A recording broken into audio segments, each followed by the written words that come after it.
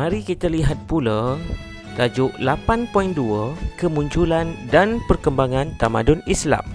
Kelahiran Nabi Muhammad SAW telah membawa rahmat kepada seluruh alam, terutama dalam membawa perubahan kepada masyarakat Arab dari sudut akhlak, akidah dan syariah. Baginda dilahirkan daripada keluarga ternama dalam masyarakat Quraisy pada 12 Rabiul Awal tahun Gajah bersamaan 20 April 570 Masihi. Ayahanda baginda bernama Abdullah bin Abdul Muttalib, manakala ibunya bernama Aminah binti Wahab. Abdullah merupakan peniaga yang sering berulang-alik dari Mekah ke Syam. Abdullah meninggal dunia ketika Nabi Muhammad SAW masih di dalam kandungan ibunya. Ketika berusia 6 tahun, baginda kematian ibunya dan dipelihara pula oleh datuknya Abdul Muttalib. Selepas 2 tahun, datuknya meninggal dunia. Baginda dipelihara oleh Abu Talib, bapa saudaranya. Baginda juga pernah berniaga sehingga ke Syam dan berniaga di sekitar kota Mekah. Baginda juga menjalankan perniagaan milik Siti Khadijah. Sifat amanah dan budi pekerti yang baik ketika berurus niaga telah menimbulkan rasa hormat Khadijah kepada baginda sehingga membawa kepada perkahwinan mereka.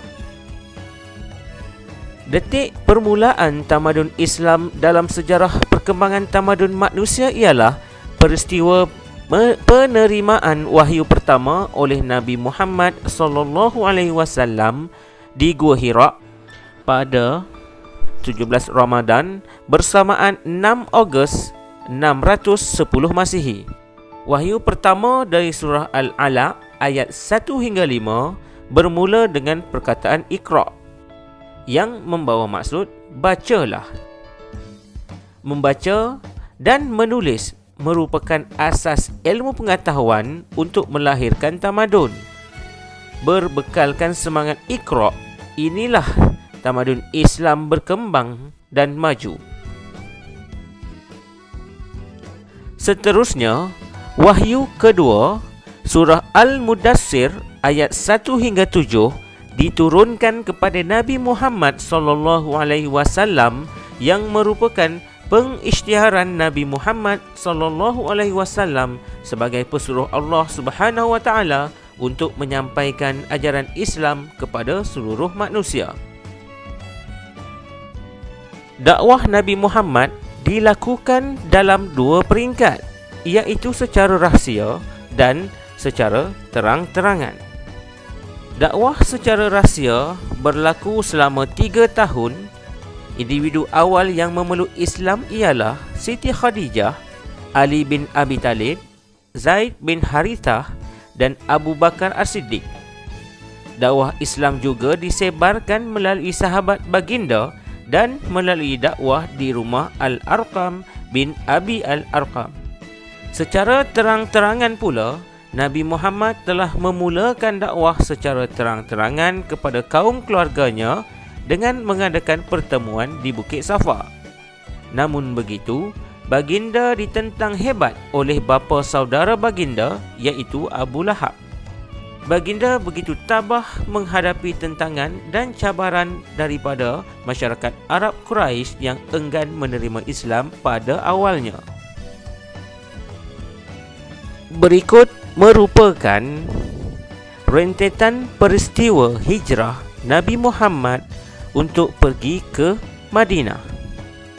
Bermula dengan perjanjian Aqabah pertama dan kedua, diikuti dengan cubaan bunuh oleh kaum Quraisy, maka turunlah wahyu Allah untuk meminta Nabi Muhammad berhijrah.